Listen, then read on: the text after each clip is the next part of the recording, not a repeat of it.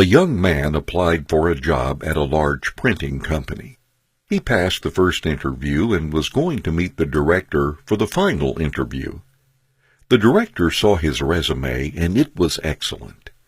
At the interview, the director asked, "Have you received a scholarship for school?" The young man replied, "No." "Was it your father who paid for your studies?" asked the director. "Yes," replied the young man. "Where does your father work?" asked the director. "My father is a blacksmith," replied the young man. The director asked the young man to show him his hands. He showed a pair of soft and perfect hands. "Have you ever helped your parents at their job?" asked the director. The young man said, "Never. My parents always wanted me to study and read more books. Besides, he can do the job better than me." The director responded, "I have a request. When you go home today, go and wash your father's hands, and then come to see me tomorrow morning." As the young man felt his chances of getting the job were high, he decided to agree with him. When he returned to his house, he asked his father if he would allow him to wash his hands. His father felt strange, yet happy, and showed his hands to his son.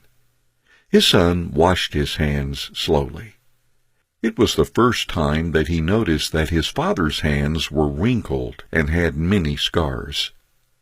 Some bruises were so painful that his skin shuddered when he touched them.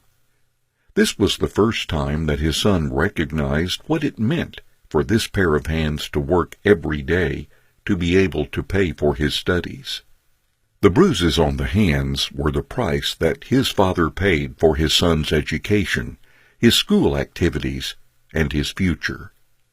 After cleaning his father's hands, the young man stood in silence and began to tidy and clean up the workshop. That night, the father and son talked for a long time. The next morning, the young man returned to the director's office. The director noticed the tears in the eyes of the young man as he asked, "Can you tell me what you did and what you learned yesterday at your house?" The young man replied, "I washed my father's hands, and when I finished, I stayed and cleaned his workshop. Now I appreciate and recognize that without my parents, I would not be who I am today. By helping my father, I now realize how difficult and hard it is to do something on my own.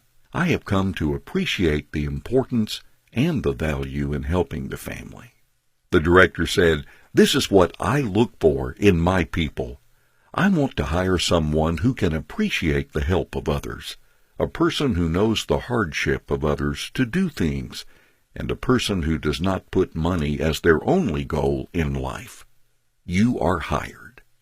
Children who always get what they want develop "I have the right" mentality and always put themselves first, ignoring the efforts of their parents. If we are this type of protective parent, are we really showing love, or are we destroying our children?